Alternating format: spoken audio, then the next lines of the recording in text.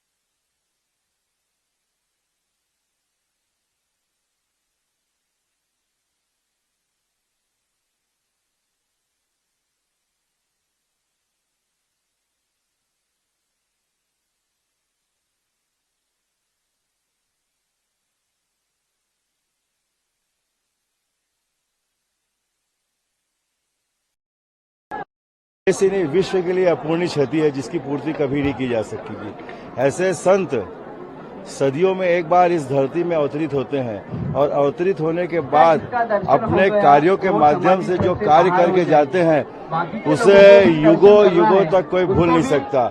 ये मेरा सौभाग्य है कि विद्यासागर जी महाराज का दर्शन करने का मौका मुझे कई बार मिला और दुर्ग में भी वे आए जहां पर उन्होंने एकता द्वार उन्होंने बनाया, जो इस बात का प्रतीक है कि लोगों को इस बात का संदेश देता रहेगा कि हम सब भाईचारे के साथ रहे, एक मिलजुल कर रहे। ये संदेश उनका जो है, ऐसी मिसाल इस जीवन में नहीं मिल सकती। मैं उन्हें सशक्त वर्णन करता हूँ, वे साक्षात भगवान थे। अभी चुनाव से पहले भी मैंने माखलीवाल जी के साथ उनका दर्शन किया, दुर्ग में भी दर्शन किया। लगातार वो दुर्ग में आए और 1 साल से यहाँ थे। जैसे उनकी सूचना मिली कि उनका स्वास्थ्य ठीक नहीं है तो मैंने आने की सोचा, लेकिन मेरी किस्मत में नहीं था कि मैं आ पाऊँ। आज इस रूप में उनको मैं देख रहा हूँ, लेकिन उनका आशीर्वाद जो जो ले रहे हैं और जो नहीं ले रहे हैं उनका जीवन भी धन्य होगा, ये बात मैं मान के चलता हूँ। कितनी बड़ी क्षति से आप देखेंगे और क्या कहेंगे?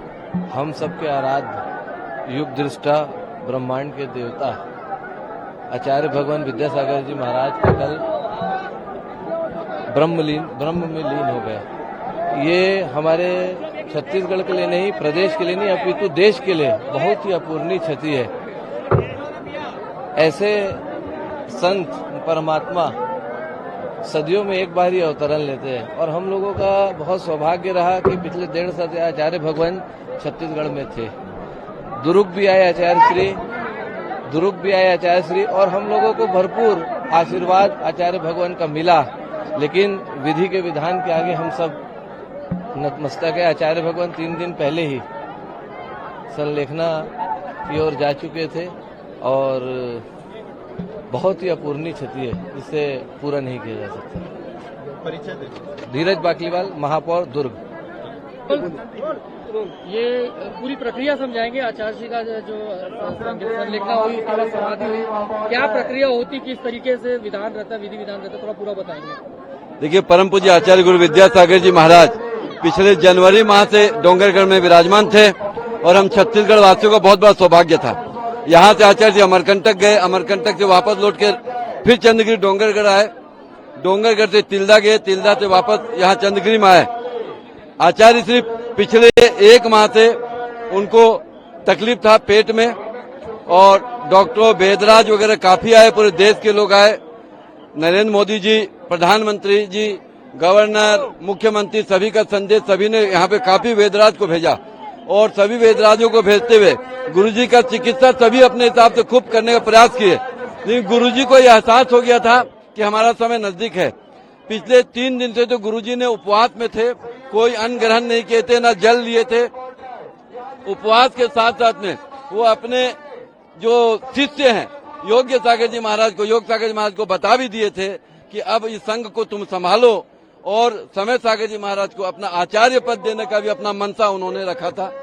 ऐसे गुरुवर आचार्य विद्यासागर जीवित रहते हुए अपना आचार्य पद किन्हीं को सौंप करके गए। वो समय सागर जी महाराज को, जो सबसे हमारे वरिष्ठ आचार्य उत्कृष्ट महाराज जी हैं, उनको ये आचार्य पद देके गए। ये जो समाधि हुई है उसके बाद क्या प्रक्रिया है, क्या पूरा थोड़ा बताएंगे? नहीं, समाधि की क्रिया पूरी हो गई। अब कल अपना घोषणा होगा आचार्य पद का।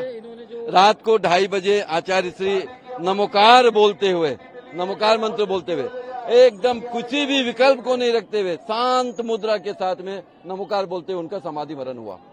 आपके बाद दिन भर की क्या प्रक्रिया रही आज की सुबह से लेकर? आज प्रातः काल से डोली का सजावट का काम हुआ और पूरे भारतवर्ष से, चार्टर्ड प्लेन से बहुत सारे श्रावक श्रेष्ठी, जैन, अजैन की संख्या बहुत ज्यादा है। सभी लोग गुरुजी के पास आए और गुरुजी का अंतिम एक दर्शन करने के लिए सब आतुर थे और सबको आज अंतिम दर्शन प्राप्त हुआ है। आपका परिचय दे देंगे? मैं विनोद जैन, विनोद बड़जात्या, मैं कार्याध्यक्ष चंद्रगिरी तीर्थ क्षेत्र कमेटी डोंगरगढ़। जय जय। सागर जी आज के समय में सबसे बड़े संत थे। समाज को बड़ी पूर्ण क्षति हुई, पूरे देश को पूर्ण क्षति हुई है। इसके पहले अभी नवरात्रि में उनके दर्शन करने में भी आया था और उनका दर्शन लाभ लिया था। और निश्चित रूप से न केवल जैन समाज बल्कि पूरे देश का नुकसान हुआ।